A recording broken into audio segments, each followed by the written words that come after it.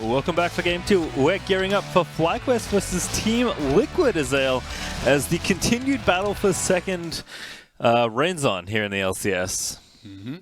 Yeah, it's been a pretty heated battle, and honestly, there have been a number of ups and downs. We're not that far into the season, but I had been feeling like EG had been the second best performing team. They have now had a number of kind of disappointing games. Like no one has really, I think, truly dominated. Besides Cloud9, for that second place spot. So it's very tight competition for it. I do think that FlyQuest has been looking good. TL obviously sitting up there at 5-2 as well, but they haven't been as happy with their wins, and I think that, when you look really kind of objectively at some of these games, there's a lot of them that they're kind of lucky to squeeze by in. Yeah, with all of Fly looking good, yesterday especially TL struggled versus IMT. Certainly that game could have gone either way with IMT, just needing a couple more things to go right at the end there to take the victory. But today, we're going to focus a little bit on the jungle matchup, Broxah, as well as Santorin. These guys have been looking, I think, very good for the team overall. Especially when you're comparing Broxah to Spring. I think Broxah was really looking rough in Spring. He has been doing, I think, a lot better for the squad in Summer. He has been involved in a lot of what they have been getting done. Santorin, I think it's more of kind of like a slow burn for him. He talked about the fact that often him and PoE are playing more of those scaling style matchups, and his job is to neutralize the opponent, to try to stay even, to try to keep up or be ahead in farm, and I think he's done a very good job of doing that. This does feel like two teams, though, with a very similar style, in that both of them are relatively patient. Both of them are looking, generally speaking, to scale, to go later into the game. They're more risk-averse teams. They're looking more for team fighting, so I'm going to be really interested to see if anyone kind of bucks that trend, if there is anything, mixing it up in pick and ban, if any of the teams wants to get really aggressive in the early game, or if it's just going to be more of like a handshake game where we're saying, okay, let's wait, let's fight at Dragons, let's see who gets Soul and who takes the game. We've certainly seen moments of proactivity from FlyQuest. Like I think they are capable, but it does seem like they are just so good at more of the patient style, like having really strong mid games and very consistent early games. But as you said, that is kind of in the wheelhouse for Team Liquid as well. So we'll see what it looks like here in the early game, and of course in Champ Select, as we are already 4 bans through. Aphelios, Twisted Fate, Varus, and Volibear are the first 4. So Lee Sin going to be taken away from Broxah as well. It's nice to see Twisted Fate starting to get some attention though. Yeah, I actually really like watching TF, although it is a really high priority champion. It's obviously very strong, so I do understand banning it away, but I think it's a really fun champion to watch. There's creates kind of like clear points of action in the game. It's very easy to see the differences between the best and the rest as far as TF goes and how they move around the map. But FlyQuest obviously did not want to first pick TF. They did not want to first pick Aphelios, so they're actually banning out some of the things that they think may have been those more second round style picks. They're going with the Ezreal early on here. We'll be interested to see if TL wants to go for some type of a kill lane down on that bottom side, or if they're more worried about denying something like the Yuumi, which is that classic pairing. A lot of teams have been pretty comfortable, though, taking, even really any of the kind of enchanters alongside the Ezreal. Things like Karma, things like Lulu are pretty satisfactory. When you see the Kalista coming through, though, you're immediately assuming something like Kalista Thresh, even maybe Kalista Nautilus or those types of picks can work here too. It just depends how aggressive they want to get, but Kalista Thresh is always a pairing that I really do enjoy. I don't think you'd be going towards kind of like the Blitzcrank route when Ezreal has already been locked in, because those interactions are pretty difficult to deal with. Certainly are. Also can probably save your support pick for next round, so they'll take Graves here for Broxah instead. Certainly been the next highest priority jungler for Broxah. It's felt like basically every opportunity. In fact, I think every opportunity they've been able to pick Graves, they've taken it. Yeah, I mean, Graves is just so strong in the current meta. People, ever since they've kind of gone with the phase rash adaptation, they have been able to deal with a lot of these matchups that were sometimes more difficult. Things like Olaf, where you could just get hit by one axe and slow down and killed off. Now Graves, you proc the phase rush, you're able to use that quick draw to kind of kite out more effectively. Graves is a great power farmer. You have team fighting power. You're good at soloing objectives. So it really is kind of checking a lot of the boxes. The only thing Graves doesn't do well, as far as the current meta, is those early game ganks. Definitely not a strong ganking jungler, but you can focus more on keeping your opponent down in the jungle by invading him, by tracking him, and kind of denying him from getting done what he would like to do. Syndra locked in though for FlyQuest, champion that's often received a lot of bans, at least in the last patch. She did get nerfed on 10-13. It was a decent nerf, but it wasn't like, you know, a suite of changes putting her in the ground, so she's certainly a very viable champion. Jensen teasing us with Kog'Maw, but he has been on control mid duty for so many games now, and it is going to be Azir for him instead. Yeah, I wouldn't have been shocked by the Kog'Maw, because honestly, I kind of see it as in the similar vein as the Azirs. You know, it is more of that late game kind of scaling pick. Yes, it is not technically a mage, but it performs very similar to one. You know, when you are playing the AP style, it just kind of becomes a poke mage. Azir obviously more about that frontline damage. This is a matchup that you would expect to be going in the favor of the Syndra early on, but Azir does have strong push, and if you're able to avoid some of those skill shots, you can control the wave pretty effectively and, you know, look to just kind of even out that matchup. Also, Wukong banned here for Team Liquid as we move into phase 2, so not interested in that one here, and at least respecting the flex of Sett or potentially Wukong jungle, which we did see Dardoch play in just our last game. Yeah. Also, Thresh ban is nice, as you said, taking away that very common pairing with Kalista and knocking down CoreJJ's champions a few pegs.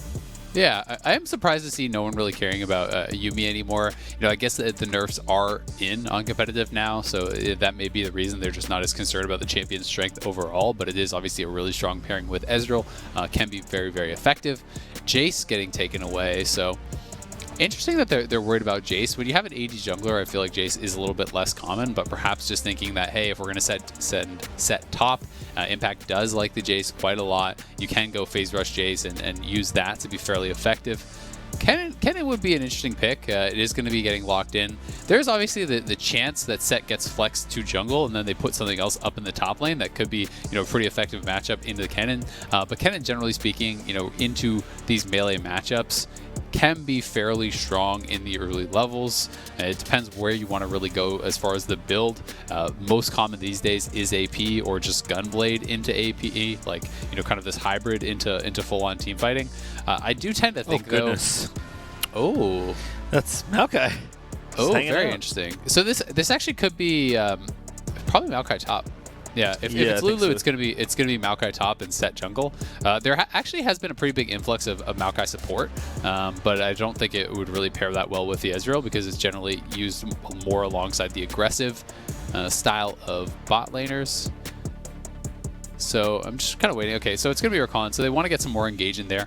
This is going to be Maokai top. This is actually something that I do think Kennen struggles with quite a lot. If you want to go the AP route, it's fairly easy for Maokai to just go something like a Spirit Visage or even just cowl into Sunfire and really start to shrug off a lot of your damage. With Sap Magic, the Maokai passive, you know, if you're actually throwing Shurikens out and utilizing a lot of your spells, you're just kind of recharging the Sap Magic passive pretty easily for Maokai. So yes, the early levels will be going in favor of the Kennen, but beyond those first few levels, you can just get to a point where you're shrugging off pretty much all of the Kennen damage. Maokai's wave clear is fine, especially if you are going that Sunfire route. You can actually kill off the waves pretty effectively, and then just kind of ignore that 1v1 matchup and look towards team fighting, where the Maokai is a lot easier to execute on. You know, Kennen is more reliant on getting a nice flank, getting some sort of angle where you can get your ultimate in on top of a lot of these carries, which can be powerful, but Maokai really just has to press W on anyone, and you're doing pretty well in the team fight. So pretty easy to execute on. I like something different from solo as well. I mean, it's not a huge departure from Ornn, but with Ornn ban and Sett pick for jungle here, solo did have to play a new champion, so Maokai is the answer here. Certainly looking like a slow one based on this draft. I think the style we predicted from these teams is probably going to be quite deliberate. I think so too. I tend to favor FlyQuest draft quite a lot. I actually really, really like it. I think that their draft was very smart. They have a lot of different ways to actually go for engages. They don't really have a lot of vulnerabilities as far as, you know, the engage on the side of TL. I think it's actually pretty difficult to get onto champions like Ezreal. It's mostly going to be about, you know, trying to target that Syndra. But when you have, you know, multiple frontliners in front of you, that can become fairly safe. And on the other side, there's no true frontline really for TL. It's just this Nautilus, right? So it is very largely about the engage, about can you actually, you know, find someone immediately. I like the 5-stack here. This is pretty cool. You know, you run straight up to this Tri-Brush, you ward that out, and they're just hoping that someone from TL does look for an early invade. The level 1 from TL is fairly strong, so there was an opportunity potentially for that to actually happen. Obviously will not end up happening here, but Yeah, it should be an interesting game, and I think Maokai makes a lot of sense just as a champion that can start to slot in more. We've been seeing some Malphite, which Malphite is great and really, really underrated. You know, Malphite and Maokai are the other two tanks that I think slot in best in current meta. When Ornn is banned out, you know, there is an opportunity to actually bring out those types of champions. Maokai tends to function most effectively against the AP style of play, and obviously on the other side, you know, Malphite's really, really strong into AD. And it is going to be Spellbook Kennen, so this should be straight up AP. They are looking for the invade, and Graves can make this actually pretty difficult to deal with. Yep, going to get the ward down and begin their invade. Broxah even popping the sweeper. Oh, over the top goes Santorin. They're going to try and contest here. W in onto Impact. Good double Vault Breaker as well. Impact might just be dead here. Flash in. There's the auto. One more needed. And that's it. That's first blood for Santorin. KO indeed. Oh, very nicely done. And actually going for, you know, an ability start that is much less common. They actually go for the W start on Maokai. You would have expected them to go Sapling or even Q. This was actually really intelligent, though. It does look like Santorin will eventually be pushed off, though, as Solo went back to topside. Graves can just come back down. He was still full health, and Santorin was low, so it's going to be a smite fight potentially. We do see PoE moving over. This is a pretty wild start. If he has W, he can make this really frustrating. Also, Jensen's here. Also, the top laners are back, and Impact's level 2. PowerOfEvil getting cut off. That's not a good look. W there. Gonna throw it back on top of Broxah. Smite down. Santorin actually got the blue buff, but the stun's gonna land from the Kennen, and Impact is gonna get PowerOfEvil. But can they get a kill trader back here? Getting low. The W from Santorin just takes out Broxah. He's level 2 as well. Now Jensen and Solo are fighting. He's level 1. And now there's a TP coming in. Jensen, he'll flash out of there. PowerOfEvil's back from the dead, because death timers do not exist this early on. And now they're fighting over the wall. But Azir has blue buff. Very standard stuff, you know. Of course, you know, Maokai level 1 at 3 minutes, 102, all very normal, expected. Broxah is honestly the biggest loser in all of this, I would say. You know, he actually still doesn't have, you know, any farm whatsoever. This reinvade, I think, made sense because Broxah was full health and Santorin was so low. The fact that Impact got level 2 and Solo was still level 1 was actually critical, because if that hadn't happened, it would have been a very different story. Also, PowerOfEvil, credit to him for how he actually held the blue buff there for so long. He waited until Broxah had to flash out and then dropped it for Santorin to smite, allowing him to get level 2. Santorin, because he got that smite, had Haymaker, which allowed him to kill off the Graves. So a lot of little interactions there. Overall, it is FlyQuest coming out on top, but it's a 2-man roam here towards the mid lane. Flash hook. PowerOfEvil. Good stun, but PowerOfEvil going to get ignited, and that's the kill for Tactical. Very nice room from TL's duo lane. Yeah, and the fact that it's actually Tactical that gets that kill is very, very big. PowerOfEvil has no teleport, and also Jensen got a kill plus the blue buff there. So the fact that PowerOfEvil had to die, TP back, now dies again, you know, he is losing all of this farm. The opposing mid laner was already ahead, so that is actually such a big deal now that Azir has been kind of slingshot past PowerOfEvil, and TL off of that, I think, really do even out a lot of what their disadvantage was from those early fights. And this is just such a crazy start to the game that, you know, it really does throw things into flux quite a bit. I am expecting us to go back into more of a semblance of normalcy here, though, to have this game turn into more of kind of the standard farming it out style.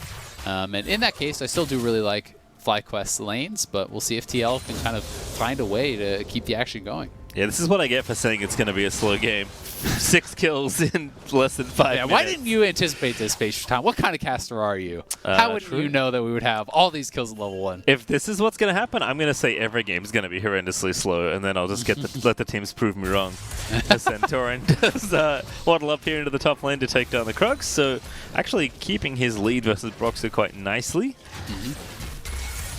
Impact maybe in trouble. As you mentioned, it's very easy for Maokai to lock down this Kennen, but I don't think they want to dive here. Yeah, they would have to wait it out. You know, it would have to be once Impact push out a lot, then you could actually go for it. Until that happens, I don't think it would be the case because they swept it out and actually revealed Santorin. He's not going to stay around because they know Broxah could path up there and turn any type of fight on its head. But for now, you know, Solo's just going to be chilling. I do think he'll work towards a cowl. We'll see where he wants to go after that. The fact that Impact is Spellbook really does say he should be going I think straight up just for the AP style build. I think this will be Proto Belt first. I don't think that we're going to see Gunblade, as usually when you're going Gunblade, you'll go towards Conqueror and try to play more heavily for that laning phase. But Maokai can withstand that really well, and I think the biggest question mark right now for FlyQuest is how can PowerOfEvil bounce back? Because he's the one on FlyQuest's side that did kind of get put behind after that roam especially, which was just honestly a really nice punish from CoreJJ and Tactical. Yeah, he's about a wave and a half behind if he gets all the minions that Jensen's currently pushing towards him. Mash and IgNar also getting pushed in the 2v2, but not super surprising versus the Halo Blades Kalista. Broxah is going to start up this Drake as well, so Jensen using his control of mid nicely here to make sure his jungler has enough room to get his team the first objective. Yep, I mean, you have pushing mid because of everything that transpired. Graves is great at soloing out these objectives, but you also have pushing bot, so things are looking good for them. On the FlyQuest side, as far as the bot lane goes, honestly, you're not really picking Ezreal and Rakan for the laning prowess. It's just more about having this 2v2 that doesn't require focus, that can actually farm it out relatively safely if left alone. And Rakan is more for the hard engage later on, right? For being able to punish all of these squishy champions. It's only CoreJJ that really is going to have any sort of tankiness. So if IgNar can find good engages later on, whether you're getting the Graves, the Azir, or the Kalista, even the Kennen is fine pre-Zonias.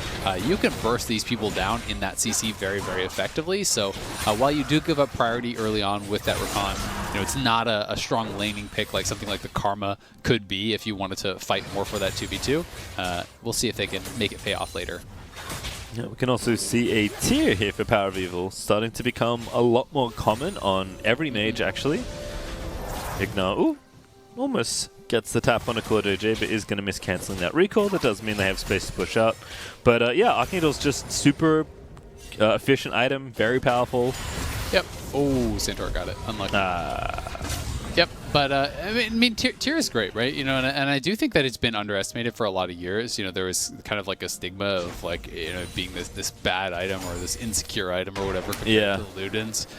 But it's like acting as though you have a barrier, right? And sometimes having that defensive summoner can allow you to actually posture more aggressively in the fights and get out more damage as a result overall. I would also say in these kinds of situations like PowerOfEvil, he may have actually fully intended to go towards a Ludens early on, but if you get behind, it can be really hard to get to your Lost Chapter buy, right? If the early game goes bad, whereas you can get to a tier fairly easily, and just getting to that tier allows you to stabilize your laning phase, allows you to have enough mana to where you can actually just clear waves and not get abused anymore, and I think that's what he's looking to do. Well, IgNar getting a little bit spooky, but might be looking for an angle here. It's 4-5, sorry, of TL already around this Rift Tower, but IgNar's ready with the quickness. Good hook there for CoreJJ though. W there for Santorin, but Impact charging him with the ulti. That's going to be the kill onto Sett. But a massive stun there. The Maokai ulti as well layering in, and I think Fly can easily clean up the back end here. Mash is going to get kill number 1. 4v4 now as TL still fighting on. That's going to be a forced flash out from Mash.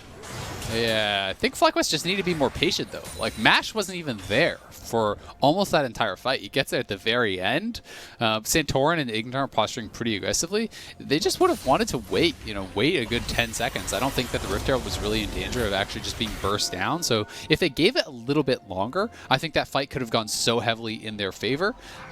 Either way, it did end up being just a bit of a trade, and the Rift Herald is stopped. So it's not bad by any means from FlyQuest, but it did feel a little bit disjointed. Because actually, look at the map. Look where Ezreal is right now as this fight does break out. And you're stepping forward onto the pink. It's not as though this should be a big surprise. It was a nice engage here from IgNar. He actually charms up the entire team. But if Mash was there at the very start and you have an Ezreal ult layered over top of that, that could look very, very good. Mash, though, finally does arrive. They are able to pick up that one kill, rather.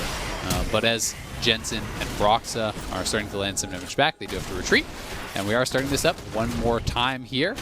This time Solo is on the bottom side. He does not have teleport, and Impact does. So this is likely going to be TL's Rift Herald. Yeah, looks like Fly can't find a way back in, so that Herald will go over to Team Liquid. Nice lineup there from PowerOfEvil. If the level 1 had gone a little differently, that 4-man stun might have been even more effective. as it stands, it was enough to at least trade kills and delay the Herald for a little while longer.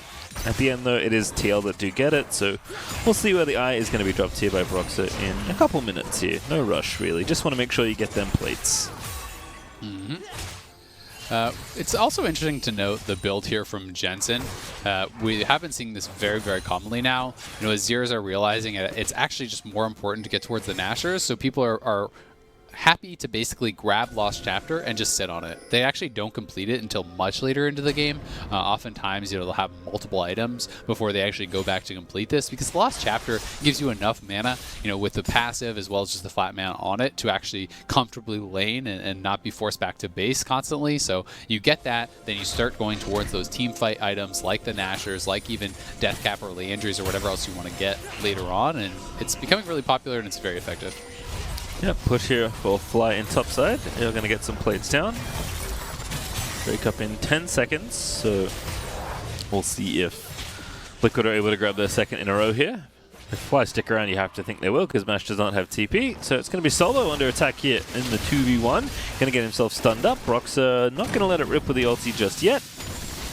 But it's going to be the Herald dropped, and maybe the Drake after as well. Very effective pressure here by Broxah and the rest of Team Liquid. Yep, should be that tower going down. The charge alone will do it.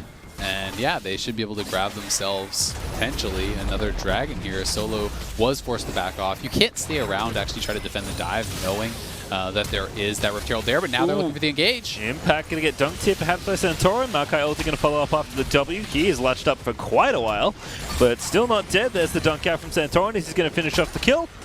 And IgNar down here as well to maybe grab another one here. Does have the quickness, but not going to pop it just yet. Jensen also roaming in. Off screen, Jensen actually got his teleport interrupted because we saw that teleport being channeled. PowerOfEvil must have been able to hit a Scatter the Weak onto Jensen and actually prevent that. So that allows FlyQuest to not only get the kill, but to stop any potential follow-up. And with Solo TPing back in, it's FlyQuest that are actually trying to posture for this dragon. IgNar also going to clear this out. Jensen, though, still looking aggressive. CoreJJ ready with no flash, but he does have ulti. Drake going to get low, but Fly do get it. Can they get out safely? As Santorin's going to go over the wall. Actually, it's just going to hang out because no one's coming in. Yeah, and everyone pops their emotes. Very nice. I mean, he had the flash, so he always could flash if they come in, but, you know, why not just try to get out without actually burning the summoner? And he is going to be able to do so. So they do even up the dragon count, which is pretty nice for them, stopping any potential dragon snowball. It is going to be an Infernal Rift. So, especially I think for the side of FlyQuest, they'll be feeling pretty nice, you know, being able to land that poke down. Obviously, it's effective really for either team, but it is one that I generally feel like feels so good when a team doesn't have a lot of tanks, because you start to have, you know, these little bits of damage that really add up from any source. You know, even Rakan Q starts to feel like pretty threatening when you have a lot of squishy members. Yep, gotta be careful. As IgNar and Mash still here towards the top side. PowerOfEvil going to go ahead and grab the blue buff for himself. Does have the Archangels now charging up. So just going to wait for that transform to pick up the additional functionality. Kind of a bonus barrier, as you mentioned already. This is a bit of a different situation, though, for FlyQuest, because so much of the pressure now, it feels like, is going to be on Mash to carry a lot of the damage in these team fights. You know, PowerOfEvil is normally so consistent and always has so much gold, and he just doesn't in this game. Like, he is at a pretty darn weak spot. So there's going to be more heavy lifting required by Mash when you're only running really this 2 DPS style of composition, right? You know, there's a lot of sources on TL, but it's pretty much all up to Ezreal and Syndra. Santorin looking for something here, but can't really find an angle. Depth charge onto him now as he popped the Haymaker, but follow-up is in for TL, but looks like teams don't really want to commit here. It was a developing 3v3 here in the top half of the river, but just a couple cooldowns traded and no lives lost. IgNar maybe now looking for the re-engage here onto CoreJJ. Does have his flash though. And alongside Tactical, probably just fine. But I do like the team's posturing again. These are definitely teams that are not prone to make too many mistakes. Ooh, Tactical with the ulti. Send him in! I think they were just hoping that Mash was actually going to move forward there. He didn't. So, you know, Mash playing it smart, not having vision, you know, was sitting far enough back that they couldn't actually go for that dive once Mash did finally move up and show himself. So well disengaged there by him. But we now have Impact on 2 items. You know, he's gotten out pretty quick towards those because they're relatively cheap items, especially, you know, that Proto Belt is very easy to complete, and he started with a Cull, which is going to help him kind of get to that pretty quickly. Maokai is going to be starting to get pretty damn tanky. You know, it's at this point in this type of matchup, you know, against the Kennen, where you're really just kind of shrugging off all the damage that he can do.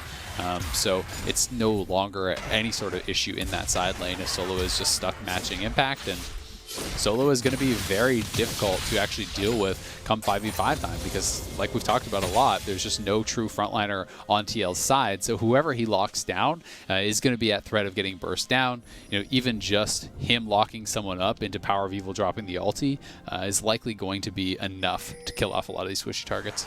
Yep, and again, the carries are very vulnerable on the TL side to that kind of maneuver. So we'll see how FlyQuest do want to play those future engagements. There's nothing really to fight for except for in a minute 25 where the Infernal Dragon, or at least the first one, will spawn. Ooh, hello! Flash face where Gert going to knock 2 together. Now Broxah trying to get out of there, but Mash with the flank. Able to give Santorin that last hit, and PowerOfEvil letting it rip, stuns CoreJJ. And one orb away, but nobody was able to throw it out. Yeah, nicely done by Jensen, actually pushing them back off of his support, saving CoreJJ there, but still, it's the kill on Broxah. And FlyQuest, will they start up this Rift Herald? IgNar is very low, so is CoreJJ. FlyQuest should be able to actually get this for themselves. PowerOfEvil is getting pulled back towards mid lane, though, so now if TL goes up into the river, there is a chance for them to contest, as PowerOfEvil is a bit cut off. And we'll see how much we can get done on this turret, as doesn't look like too much, and we will see the Rift Herald go the way of FlyQuest. Yep, Mash cleaned up the way with his ulti, just to cover PowerOfEvil from potentially getting dove, I think. But nice little take there. And again, Santorin on the jungle set, something we've seen a little bit. I don't know if we've seen it in the LCS yet, actually. We have? Okay. I remember in Academy, but it's not uncommon. No, it's not uncommon, and especially, you know, when you are playing Phase Rush, you know, generally when you're going up against a Graves, you know, these matchups can be pretty difficult, but if you actually, you know, land your clap and proc the Phase Rush, it becomes very difficult for Graves to actually kite you out pretty much at all. So back up here to this top side. With the Morello, you know, you're hoping that you can maybe get a little bit more done. TP is not up for Solo, it's almost up. TL might actually just get a free dragon off of this, you know, unfortunately for FlyQuest, as it doesn't feel like they're actually quite ready to start it. And thanks to TL getting vision early and just starting this immediately, they grab the second dragon of the game for themselves. Obviously still very far away from that soul, so FlyQuest may not be too concerned. But it is a good play, you know, tracking that TP timer and knowing that Solo just can't quite make it down. Yep, just back off cooldown now, so Fly just kind of forced to give up that Drake, which is a nice maneuvering from Team Liquid. My other favorite feature of jungle Sett is Nimbus Cloak, especially with X-Flash, which, you know, every now and then you'll just see him like standing next to a wall, like powering up, and then he zooms over, trying to gank somebody. It's pretty great. But very powerful also, as silly as it looks. IgNar, though, maybe catching Jensen, going to get the knock up. Damage out, there's the Syndra ulti, one more orb needed, is not going to hit, one more order. Ooh, the heal actually going to save him, never mind. Shut down there for PoE, but the kill is going to happen on the other side as Tactical's able to take down PowerOfEvil, but now he's dead as the rest of FlyQuest descend onto Team Liquid. A double kill there for Mash as he takes down CoreJJ. Yeah, and I don't know if you saw it, but look at all the damage that Impact did not do to Solo. You know, he pops his ulti, and Solo just roots him and tanks the full ulti. He lost maybe 5% of his health to the full Kennen ultimate there with the Aftershock proc, with his Spirit Visage. So, you know, just locks up Impact and denied essentially all of the power from that Kennen TP coming in. FlyQuest closing that gold gap. They do take a turret. They will get charge here on this second turret also. And FlyQuest really starting to look very, very good. You know, one of the biggest problems here for TL is, I just think that they got straight up out-drafted because, you know, when we look at some of the other comps that we've been seeing this weekend, it's like, okay, one team's really good at team fighting, but the other team's really good at split pushing. Well, both these teams have to team fight, and one is just better at it. You know, anytime FlyQuest is able to find someone from TL, they are going to have the opportunity to straight up engage. Now, watch Solo. Like, look at that damage. He's pretty much full health coming out of a full ultimate from Impact. So you know, TL is going to have to be very clever about finding these angles. They're going to have impact coming from somewhere where Solo cannot intercept him, where he's able to get on top of those carries. And if they're able to do that, they can win out these team fights. But if FlyQuest knows what you're going for, if they see you going for that engage and, you know, Solo is able to just lock down those key members, it becomes very trivial for the damage dealers of FlyQuest to kill off the members of TL, while Solo and Santorin and IgNar just buy time. Yeah, I mean, Santorin's been an absolute menace in this team fight. It's just so disruptive on the set. As Solo and Jensen, oh, I mean, I don't think Solo really minds that much. Yeah, not a lot of damage being done right now onto this Maokai, who is 2 items and counting. Feeling nice against the dual AP threats of TL.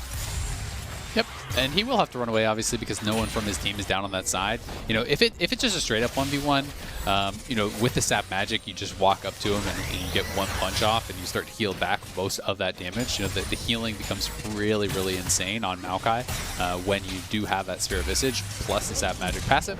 So, another turret does go the way of FlyQuest. Pretty much dead even at this point, and Tactical's in trouble. Gonna get ulted, he's dead. IgNar actually gonna pick up the kill. Yeah, Tactical, that felt like you just needed to accept your death. It seemed like a bit of a misclick almost at that point. Like, he flashed, and then he kind of started walking back towards his opponents and dropped a pink ward, I do believe, in that rush. So, you know, maybe trying to, like, deny vision so he could walk away, you know, hoping that they couldn't see him there or something. But Tactical was just way far out on the map without anyone else around, and there's that sap magic heal. 459, not too bad. Does get higher and higher as you get lower as well, I do believe. So, it's one tanky tree. Yep, and that's just Solo contesting the wave to keep up the pressure, keep the minions pushing towards it. Again, Jensen does have the Luden's finish now, but I think Maokai will still be more than tanky enough for any future 1v1s.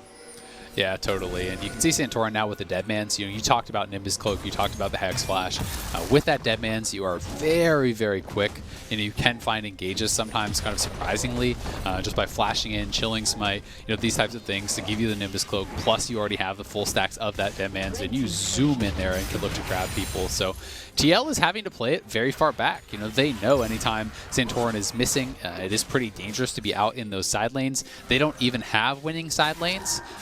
So it's pretty difficult for TL. They're kind of getting choked out a little bit here, but they're looking for PowerOfEvil. Oh, yep, Santorin just going to dive in. That Banshee's fail. Doing a lot of work there as Fate's Call is going to be used back onto Santorin, though.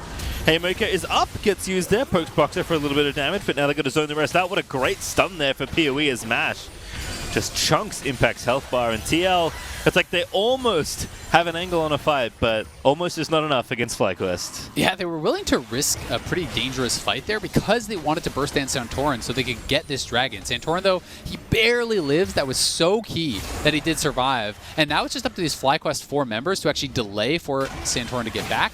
Solo is very low on mana, though, so he's got to be careful that he saves enough for his full combo, you know, for the ultimate, for the root, and the Q at the very least. If you throw too many saplings and you run out of mana for your root, it's pretty brutal. But I don't think that TL is going to actually be in a position to contest. I think this is just going to be FlyQuest Dragon at this point because multiple members of TL are chunked out, and Santorin is back. Plus, mid lane is pushing very heavily, so TL has got to respond to mid lane. This will be a FlyQuest Dragon. They're going to move to their second. And they also got that mid lane turret down, I do believe. It looked like it fell on that minimap, so well done by FlyQuest. And, you know, 2,000 gold ahead, 24 minutes in. Not a massive lead by FlyQuest, but the calm I feel like they're playing with just speaks to how comfortable they feel with this composition. Oh, this makes more sense. I was like, why is he so far out by himself? You know, we did see CoreJJ was actually basing, and he got spotted basing on a ward, so that was kind of the issue there. But even still, Tactical knew that his support was basing, and he kind of stepped forward, so it was a bit of a cocky play. You know, maybe was assuming that, okay, they don't know CoreJJ is basing, and they're going to assume he's here, so they won't punish me for this. But the knowledge was there, the ward was there, and he does end up giving up his life plus the flash, which obviously made any subsequent fights more dangerous. It may have been part of the reason that they're not willing to actually contest that dragon. And FlyQuest now going to look to set up around this Baron here and potentially trying to catch Jensen. I don't know if they're going to fully commit. IgNar's going to commit. Seems ill-advised. Got him. You don't have any damage. Here's the Zonias! Yeah, but Santorin was running away. Nash isn't even there. He's like, I will get you. IgNar's just testing, you know, I mean, you know what? Maybe he's thinking, you know, if this game keeps going this way, there is a death gap in my future. He's just testing his engage limits. Testing his damage, you know, seeing how close can I get to one-shotting you. Not even close. Okay. Yeah, Here, I do still like full health. I do like the Zonius though from IgNar. I don't know how common that is on Rakan as the first item, but again, IgNar is such a playmaker that this is the kind of item he wants to buy every game.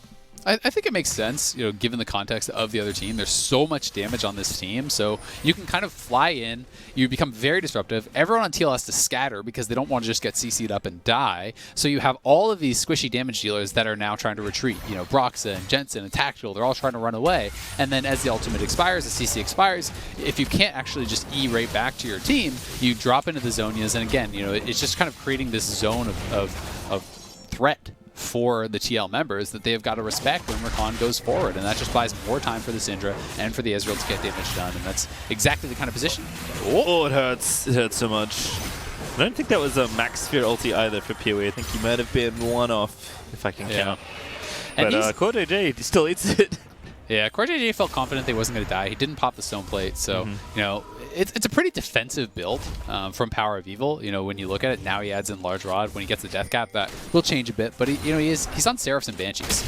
And you can do these kind of builds. You don't need to necessarily maximize DPS when you are up against squishy comps, right? Because it's not as though you're trying to push through this, like, 200 armor Malphite or, you know, or this big beefy Ornn or whatever.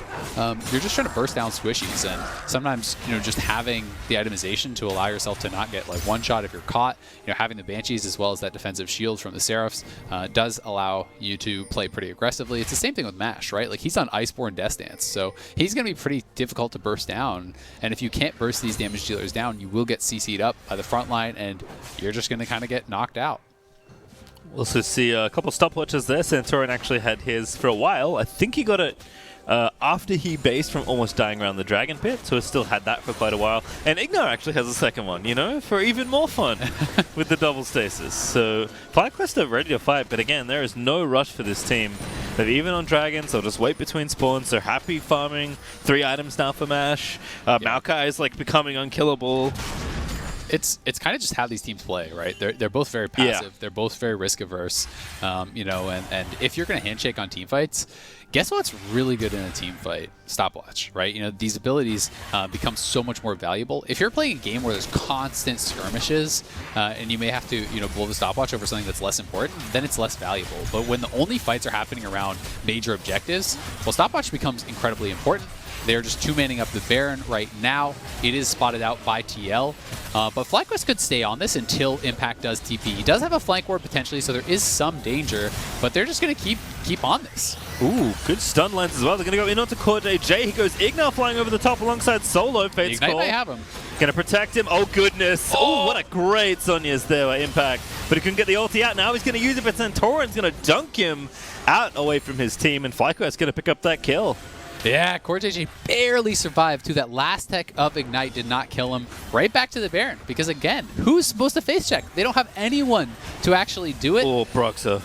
Yeah, this is just going to be FlyQuest Baron, I'm pretty sure. It seems very difficult unless Jensen can make some magic happen. He is very strong on this Azir, so there is potential for it, but there's Flash available on Solo, so there is a chance that he just gets rooted up and bursts down. He's got to be pretty careful about this. I like what IgNar and PoE are doing here, just like zoning the rest of TL out, making sure they can't get in the pit. There's a ward behind the back. There's the hook from CoreJJ. I think TL know they have to fight. They do get PowerOfEvil, and now that's going to force FlyQuest off the Baron, but they are going to stick around here in a 4v3, wanting to finish the objective. Mash, you have got to be careful, bud. All right, ulti's going to miss, but Jensen's going to get in there, and IgNar cannot save his teammate. Now the Baron is way too low, but Solo's going to lock him up. Santorin's going to try and finish it off, but the Baron still has 700 health left, and he steals the Broxah! Leaps into the pit, he's able to take that down, and that went so wrong for FlyQuest. Oh, Mash trolled that so hard. Oh no, FlyQuest should have had that 100%. And you know, they had Broxah so low. They just need to play it more patiently. And Mash just shifted over the wall into this Azir and Nautilus and absolutely threw there so hard. He flashes back, but Jensen then at that point could just flash in and actually finish him off. All you need to do is play it slowly, keep zoning him, make Jensen be the one that has to commit to the fight. Instead, he just dives over. I mean, imagine if Mash is just shooting out Qs and staying in the pit. You know, like, picture this situation where Broxah gets so low and barely gets into the pit, but Mash is there to throw 1Q. So yes, you lose PowerOfEvil, but they lost Tactical. That is fine. Broxah still should never be able to actually get over here and steal this Baron. But Mash just charges in, shifts late, gets hooked, and then flash in from Jensen finishes him off. You know, look at the top of your screen now. Look how low Broxah gets. Imagine if Mash is there for literally one auto attack. Would kill Broxah off and make this 100% FlyQuest Baron. Instead, Broxah barely gets in. Smite steals it away because Solo didn't have the damage to actually finish him off, and Mash was dead. And that is just honestly really mishandled by Mash and could be the way back in for TL in what should have been, it felt like, a pretty wrapped up game for FlyQuest. You know, it should have been their Baron, it should have been their Dragon. Instead, it's TL at Soul Point and FlyQuest here, you know, trying to defend this Baron push. Well, we'll see how much they can defend, but yeah, that's just a huge series of misplays, it feels like, for Fly mismanaging that Baron. TL, though, will certainly take it. Broxah with a very nice steal is going to keep TL ahead in this game and maybe get them a big lead if they can knock down a number of turrets here with the old Baron. They've got a minute left to play with it. Jensen going to get the tier 2 in bottom lane pretty easily. FlyQuest just going to have to watch their turrets fall for a little bit. Yep, they're put on the back foot, and now, you know, one mistake, one great steal from Broxah could decide the game, right? If you give over that Infernal Soul, that's going to be a really big deal, and give TL potentially that extra oomph that they need to actually push through this front line to start knocking them down. Jensen is getting very, very strong. He has his Void Staff now. He's working towards the death cap. When he has that, he's going to start shredding through a lot of these frontliners very, very quickly, you know, especially Santorin, who has, you know, not too much MR, just that on the stone plate. You know, he's going to be pretty simple to kill off, but Jensen may get caught. Very nice initiation. See you later, Azir. No stasis, no hope. There's the shutdown for PowerOfEvil. Yeah, really nicely done. They knew he didn't have flash because he had flashed in to actually kill off Mash previously. So when TL shows multiple members in the top side, IgNar took the opportunity to go for that. Does cost his flash and his ultimate, but they get that shutdown onto Jensen. But Jensen has his death cap complete, and you know, he is going to be really, really threatening. If he can stay safe, he can win TL this game potentially, but because he has 0 defensive itemization, you know, he is really at risk of those types of plays. Yeah, it feels like tough on both ends, right? Like, both Syndra and Ezreal can poke you pretty easily. Syndra, if she stuns you, might just kill you, given where you are right now. And then the other side is you also have to deal with getting dove by Sett and Maokai, which you can't kill very easily. So it does seem like FlyQuest should be well equipped to handle the threats that Team Liquid are presenting, but I said that last time around the Baron, and look what happened. So certainly, still a lot in the balance here. You can have the best equipment, but if you mismanage it, right, like it's not necessarily just going to win you the game. So, you know, FlyQuest have all the tools they need. I mean, very clearly they were in control of this game for a while, but big mistakes are really punishing. You know, especially when you're running only a 2 damage composition. You know, when PowerOfEvil gets killed off, then all the onus is on Mash to get things done. So if he makes a mistake, it costs you so much. Ooh, Fate's cool. Yep, CoreJJ back in. Switcheroo there onto IgNar. PowerOfEvil the target once again. Lets the ulti rip on a Broxah, but doesn't quite get the kill. Santorin chasing down Impact as Solo has TP'd in to join the fight, but PowerOfEvil going to have to TP back here. Does have time before the dragon spawns, but does want to be here for this fight. And that is his defensive itemization saving him right there. He was low enough that without the Seraph Shield, without the Banshee Veil, he would have been dead for sure. IgNar here, spotting CoreJJ, trying to push them back. It is still a minute until the dragon is up, so there's not really any risk of actually, you know, it getting rushed down or anything like that. It's right now just a fight for vision. This team is trying to deny everything away from TL as far as clearing out all these wards, because they know if TL is having to face check in, TL is really, really squishy, right? They're pretty much reliant on setting Nautilus in and hoping that they can just Kalista ult out the Nautilus to save him once he gets engaged on, and then having Jensen kind of in the backline just dealing damage. You know, that is the way that they're going to have to get vision back. Yeah, Mash just making sure mid stays pushed out. 30 seconds now till the dragon is up. Jensen does have TP, so don't worry about him being top lane. Just making sure to get a bit of pressure happening towards that top inhibitor tower.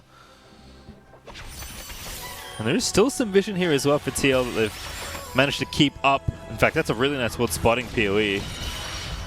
So yeah, I'm not sure who is going back. Is Mash going back? Because he's the only one with TP. Someone's got to answer Jensen. Yeah, someone's got to go. You can't just give up. Okay, so Mash went back. That makes sense. We didn't have the vision toggle there, but seeing Mash went back, that's the one that really does make the most sense. We can see Dragon is actually popped here. Now Mash will TP back to his team, and it will be a 5v5. Remember, this is sole point for TL. Can Broxah make the magic happen here? Solo and Santorin just zoning them all out. Solo making sure Broxah is spotted so that Dragon will go over to Fly, but the fight will break out now. Broxah actually going to get wrapped up here, but kiting their tanks away from the carries could be dangerous. Impact here charging him, but he's only going to find the front line. Still, that's enough for Santorin to fall down. Now it's a 5v4 for Team Liquid. That's going to force Solo's flash, as Nautilus did have the hook lined up. So the Dragon goes over, but TL still happy. If they can get the Baron, that's actually the big win here. Because TL pulled it. Oh, if Jensen goes down, that would be very dangerous. Okay. But I mean, because TL actually played that fight, from multiple angles, it was actually really smart. Because what happens there is, at this stage in the game, one DPS versus one tank wins, essentially. Broxah really low. They actually may contest this now. Yeah, good hook. PowerOfEvil though again with the Banshee's Veil. Here comes Jensen finding the scoop. Impact able to take him down, but here comes Smash over the wall. They need to kill Jensen. IgNar's locked him up and they do get the kill, but I don't think they can get any follow-up here. IgNar into stasis, smashes again, but he's caught between the rest of Team Liquid, and that's an easy kill for them. And they also got the Baron, by the way. Yeah, Mash flashing in there. FlyQuest super overcommitted on killing off Jensen. Yes, you get it, but you're giving up multiple lives for it, and the Baron buff is over on TL, so now you have no wave clear. FlyQuest is really mismanaging this down the stretch, and TL skirmished very well around that Dragon. Despite the fact that they lost the Dragon, they win the fight because they're dividing it up into these little pockets where it's like your no-damage Maokai plus Santorin are not going to kill off the Graves and the Kennen by themselves. You need the damage dealers behind you. Whereas TL can win these small skirmishes, and now they're potentially looking to actually just end the game. They're going to keep pushing because they know there's no wave clear. Yeah, 2 tanks here. Good Maokai ulti there for Solo. They're going to have to wrap it up. Good ult from Impact though. Going to try and lock down Santorin, but Depth Charge out in on as IgNar dashes in, gets 2 with the knockoff, but just going to force the QSS out of Tactical. They do defend their base, so FlyQuest will not lose their Nexus. Nice ulti as well from Mash. It's going to poke down Tactical, but Broxah quick draws out of the way. And we're going to have another reset, but still a lot of damage done by this Baron from TL. Yeah, they're in a good position. I mean, they have a lot of gold. So here is the Baron take. Broxah did get tagged by the Ezreal ulti, gets very low, and then they're saying, okay, maybe we can actually get something done here. But the vision was there. PowerOfEvil base checking in, does get found. Jensen sees Banshee's Veil is off. Easy kill here. And then this is where, FlyQuest, I think, really committed very hard for this. They're like, okay, if we can just kill Jensen, we can win the fight. But there's still other threats. It's not as though you're just killing off the only source of damage. Tactical, Broxah, as well as Impact were all still there. And despite the fact that Jensen is doing most of the heavy lifting, these guys will deal damage if you get up on top of them. Well, Baron's still up for 55 seconds. Soul Dragon is up for both teams in just over 2 minutes. So, expecting that to maybe be the place of the final fight of this game. Yeah, TL is still pushing. If TL win the fight, it could be the final fight, right? If FlyQuest win that fight, it's likely going to continue because there is, an exposed Nexus turrets in the mid lane for FlyQuest. So, if TL win a decisive fight, they can likely just walk down mid and end. FlyQuest has a little bit more work to do, but we are expecting a big team fight over there, and FlyQuest has got to be coordinated. They have got to be on the same page. Make sure that, when your tanks are engaging, your damage dealers are there to follow up. As the tanks, if you dive too far, if you get too far away from your carries, and you're sweet, you flash in and you grab the Kalista, you grab the Azir, there's got to be follow-up there or it's worthless. You're just throwing away your life, right? You're not going to kill off these level 18 carries as a tank at this point. You just don't hurt them by yourself. Yeah, you can see IgNar is trying to find all these angles, but Team Liquid doing a nice job of making sure they have vision of these areas, making sure they're clearing out vision that Fly have. Nobody wants to get caught off in some sort of flank. That kind of feels like the only way TL can lose in their straight-up siege. PowerOfEvil, though, getting an aggressive Jensen. See you later. Nice combo there as IgNar with the Zonya is going to dance back towards his teammates. Now TL going to have to run out of here. That is such a big pick. They've got to run. I mean, Jensen's not even going to be alive for the Dragon. CoreJJ, he went back in. Now he's just dead. Not sure if he meant to click in that direction, but FlyQuest's going to find 2. Now Impact going to be shut down here. Santorin ready with the dunk. Flash into the wall he goes. And Impact going to get a nice ulti down, but IgNar again into stasis. And that's Impact going down. Yeah, and now TL have no chance at the Dragon, so Soul is just gone unless Broxah wants to try to run over there and potentially give up his life to do something. FlyQuest, just a great pick. There was 2 members in the mid lane, so I don't think that TL really thought they were at risk. You know, Jensen was posturing pretty aggressively, and because he has none of that defensive itemization, if you do misstep at all, you can get burst down. Now picking up the Codex, that's likely going to be building towards the Zonias, but still could be some time. And now FlyQuest should grab Infernal Soul here. And again, I think despite the gold lead, with that Infernal Soul, they're back in control. You know, they still have the better composition, but they've got to be able to execute because, you know, they have, I think, been in a winning spot a number of times this game and kind of made some critical errors, flubbed it a bit. We'll see if they can manage it a little bit better this time. Yep, Infernal Soul, though, does go over to FlyQuest, as you mentioned. PowerOfEvil nailing it, that combo onto Jensen. Again, he and IgNar have been a treat to watch all split long, and we'll watch it again here. Yep, let's see this one more time. That pink ward on the side spots Jensen. The Scatter of the Weak catches him. Like you said, that's all PowerOfEvil. I mean, he started out with defensive itemization, but at this point he has the death cap, he has the Zonias. And with the rest of them flying in, I do think this was intentional, you know, from CoreJJ. I think he's just saying, we're going to die. Let me just buy time. Let me throw myself back in and just slow them down so Tactical and Broxah can get out. Because if everyone dies, maybe the game ends. You don't really know. Like, probably not because of the minion positioning, but still.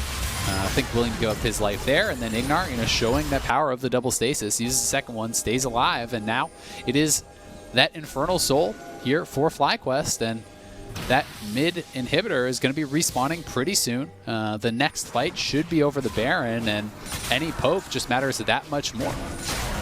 Yeah, I'm excited to see these Infernal Soul Syndra Qs start to happen on people. TL, though, not so excited about that prospect. Again, they got threats. Oh, CoreJJ. Yeah. He's okay. Ow. Yeah, I mean, one of the biggest things about Infernal Soul, you know, from a tank perspective, is your little bits of damage matter a lot more, right? You know, Jensen, someone that doesn't have lifesteal, you hit him with like a Maokai sapling. All of a sudden, just that proc is actually much more significant. You know, every little bit of poke that lands is that much more sticky, so to speak. It's that much more dangerous. We do have impact here in this flanking position, but Solo is just boxing him out. You know, as long as he knows where he is, he can always kind of keep him away. And IgNar is looking for the engage on Jensen. Very nice flank around the backside. Jensen going to be forced to flash away. The Syndra ulti goes, but it's not enough to get the kill. Santorin now diving in with the ulti, but TL will pop the Fate's Call and run away.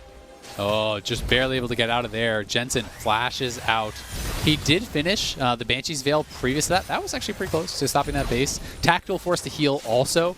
FlyQuest are going to have position. Jensen does have his TP.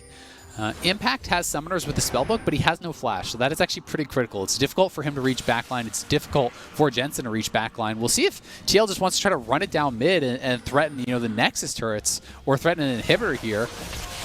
Not sure if they're even going to try to go over and potentially stop this. FlyQuest decides they need mid lane control before going back to that Baron because they don't want to risk any sort of crazy base race type scenario. You know, they are the ones who really should be looking for the more standard controlled play from here, and it's TL they're going to have to be more dependent on, you know, making their opponents split up and making their opponents mismanage these difficult late game situations. Yeah, only thing is, I think TL have now lost track of IgNar. We can see he's left of the Baron in that little tri-bush, but if something does happen as the teams move back over towards the Baron side of the map, IgNar could be on for a very big flank here. Yeah, he has really done a good job of sneaking around here. This is something IgNar does really well, finding these angles, and I think they could actually go for this potentially now. He is right behind all of TL. Ooh. They're not spotted. They just need the rest of their team to actually push up mid lane. Once they're more in a neutral spot where they can follow up on it. Spotted. Oh, now it's a bit dangerous. He's got to retreat. Yep. Oh, there he is. Quickness, though. Going to get one in the front side. Going to try and get the carries as well, but into stasis he goes. Impact, though, with a very nice ulti. He's going to force Match out of the fight. Santorin forced to kick Kennen out, but the ulti from Graves actually almost kills IgNar, as now PowerOfEvil has to contain with everybody else, and he's left alone to die. The GA is popped. Solo is dead, though, as Jensen is able to find the damage to take him out. And the long con flank does not work out. It's Team Liquid that win that fight. Yeah, he gets spotted, and because he got spotted, he had to go when his teammates weren't in a position to actually follow up. So despite the fact that they had the Infernal there, it was a really well-played fight from TL. Impact was actually able to get his ult in on top of Mash. Mash, again, honestly kind of mispositioning a bit. And despite the fact that Impact didn't have Flash, he gets his ult onto the Ezreal, which pushes him out at the same time as PowerOfEvil is being engaged on. So, you know, when PowerOfEvil is getting caught and taken down, down. The Ezreal needs to be getting damage done or you have no threat. And again here, MASH not able to get the job done. TL have Baron. It's 5v3. Will they try to threaten the end? I mean, they're going to at least take this inhib, but that's the easy part. Now the rest of TL move forward. Yeah. Despite the Infernal Soul, Team Liquid moving in to try and get the kill. The Nexus is going to die. IgNar is just getting chopped to pieces by this Azir. Santorin trying to live for as long as he can. CoreJJ low. Does finally die to match, but I just don't think it matters. Santorin and IgNar low. Impact again. Kiting away from the Ezreal, but he's still fighting it out here. MASH living for a little while longer, but see you later. Nexus, Team Liquid, a very back and forth affair. But they will take down FlyQuest. Wow, what an ending again, TL. It's the late game theatrics as they're just charged for the Nexus. They're able to finish it off. This was a really, really close game for a lot of it. It did feel like FlyQuest had control, made some mistakes, and TL were able to capitalize on it. So credit to them. You know, Broxah with a fantastic Baron steal, and TL able to play out, I think, a lot of these late game fights better than their opponents. You know, splitting up FlyQuest, you know, pushing MASH and PowerOfEvil in different directions so that they weren't actually combining to get damage down on the same targets. And you know, TL, I think, deserving of credit because I do think that they got outdrafted in this game, and I felt like you know they were just able to outplay from the deficit that they started with. Well, I'm glad you mentioned Josh, because actually we'll hear a little bit about that. The LCS is taking a break, but we'll be hearing the Verizon post-game interview with Coach Chat coming up right after this.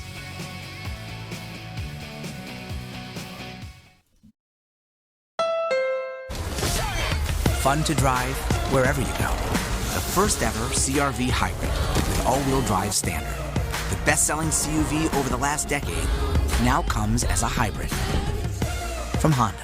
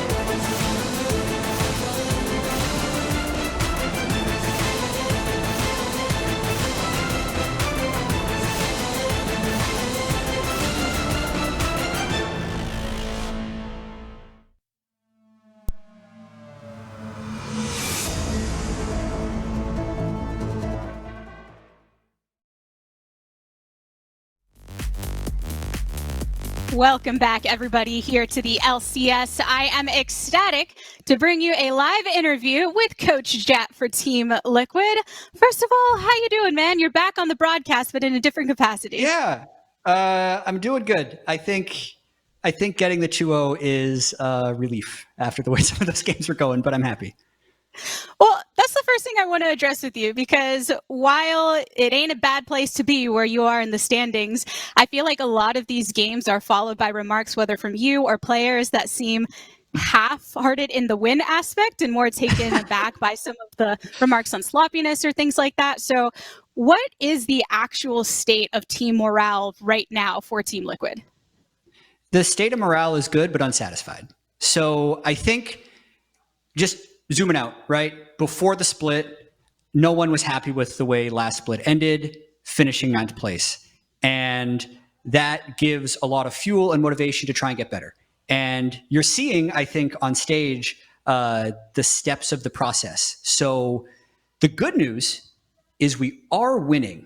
Like, the other team's Nexus is dying instead of our Nexus. The bad news is we still have a lot of stuff to work on, right? Like some of the weaknesses that people saw in Team Liquid last split, whether it be indecisiveness around objectives or whether it be sloppy play in the mid game, right? Those are things that we're still clearly working on. But the thing that gives me like happiness and what I'm really proud of the team for being able to do is finishing these games, right? There are mistakes that need to be overcome within the game. There's a lot of adversity they are facing, and the team is obviously going to be happier after a win. So being 6-2 now after 4 weeks is a really good result, but you can tell by like my reaction or Broxah's reaction or anyone else on the team, like they want more. They want to be able to win these games cleanly. Like when we get first Dragon and we get first setup on the first Rift Herald, like we got to execute that, right? So we're missing a few steps in each of these games that are making these games stretch out to be longer. But the hopeful thing is that we're still able to win the games despite some of the mistakes, which we're working on fixing. And I think that speaks a lot to the mindset of those that are familiar with championship status, right? You're always looking for that constructive way to improve. And you just noted on some of the indecisiveness or the mid-game play. And when you look at players like Broxah, for instance, right? We know him to be such a strong player, but he's low in the stats when it comes to junglers. Do you believe some of that is just because of the indecisiveness over as a team, or are there other elements in play? I think it's a full team game. Like it's everyone needing to be on the same page about the same plan, especially being on the team side now instead of on the broadcast side. Like there is so much that goes into the way a player looks on stage that isn't in full control of the player.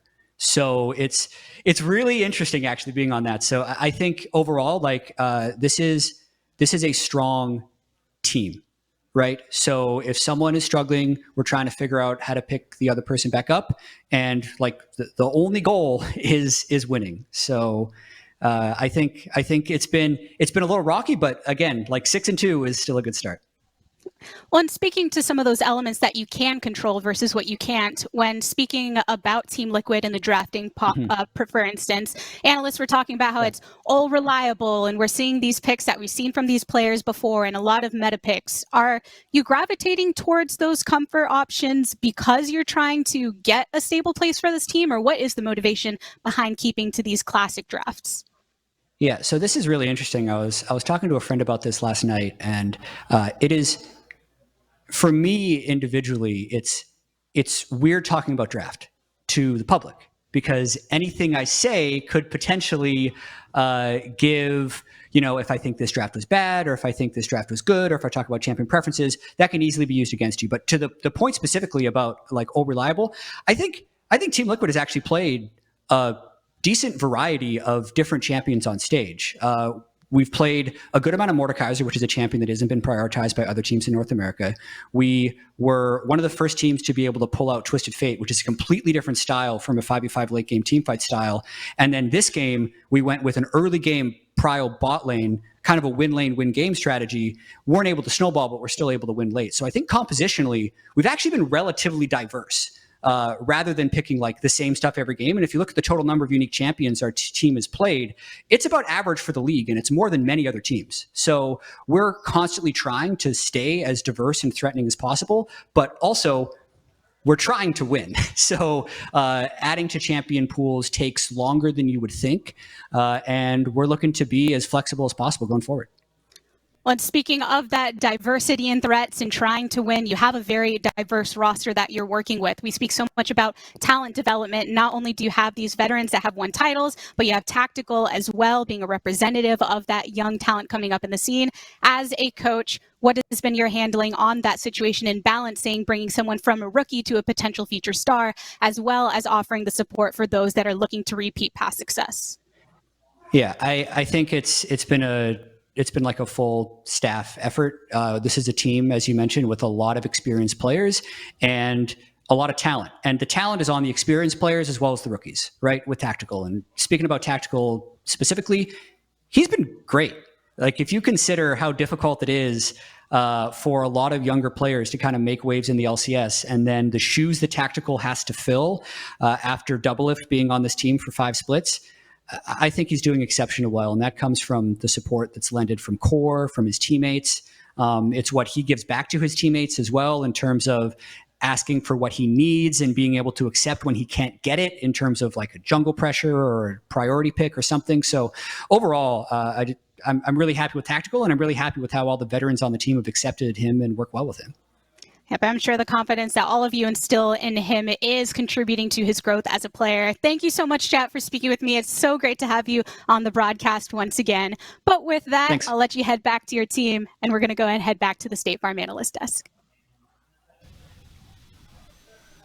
Thank you very much, the Tigress. The closest we'll have Jat to being back on the desk. Good to hear from him after Close a Team enough for Liquid victory. Close enough for you, yeah. 6-2 is the series score, but I think so much of the sentiment around the team was captured there by Jat, saying that, you know, sure, happy with the record, but unsatisfied as a team for how they've, you know, necessarily come about it.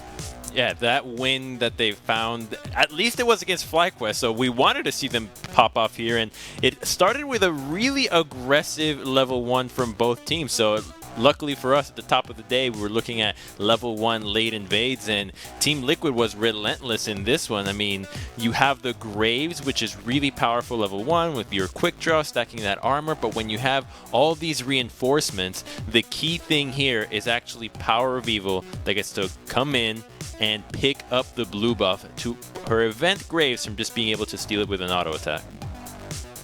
I mean, this whole invade, whenever you have double range versus double melee, should feel a lot better than it was, but I think there were some smart choices on the abilities chosen in terms of like the Maokai starting W and well as the E for the Sett, so they actually were able to chase down and find some kills. And then because, like you said, the steal away, it gives Sett level 2 to take W to get the second kill there. So just really nice execution on FlyQuest, and then this gets a little clown music with the oh, here we go. Probably get in here. Okay, yeah, speaking about level 1, I do like it because it makes the kind of game a bit more chaotic, but this is where the game like remained kind of chaotic, and Mash's job here is to DPS the Baron. You're playing a composition where your AD carry is all your damage pretty much to the Baron, and here he kind of goes over to zone the Azir, and FlyQuest was in a really good spot to take this Baron until that play happened. And then this is a good job by TL making the call, like, it's getting too low, we need to go all in to steal it, and all of them just smash the Baron at the same time, and they're able to get the steal. There's craziness nonstop after that. Team fights were back and forth. You know, the soul point for FlyQuest, they were able to get the Infernal Soul but still lose the game. Yeah. I thought they did a pretty good job reacting to the flanks from IgNar. And PowerOfEvil had a hard time stepping up because there's so much zone control and engage on the enemy team. Azir, Nautilus, you know, people can just send out skill shots to try and keep you from going in. Kennen as well. It's hard sometimes to get the follow-up onto that Rakan when he goes in. Yeah, Jack can't let go of his entertainment roots. All of these TL games got to be exciting to the last damn second. But I do want to jump back to that kind of game-defining moment there, probably, because I think it's an interesting one. Mash, mispositioning there. Mark, help me understand, outside of just, hey, he needs to be dealing the damage, what the actual picture-perfect scenario would have looked like in terms of how FlyQuest conducts themselves around that Baron and how they could have ensured themselves to take it.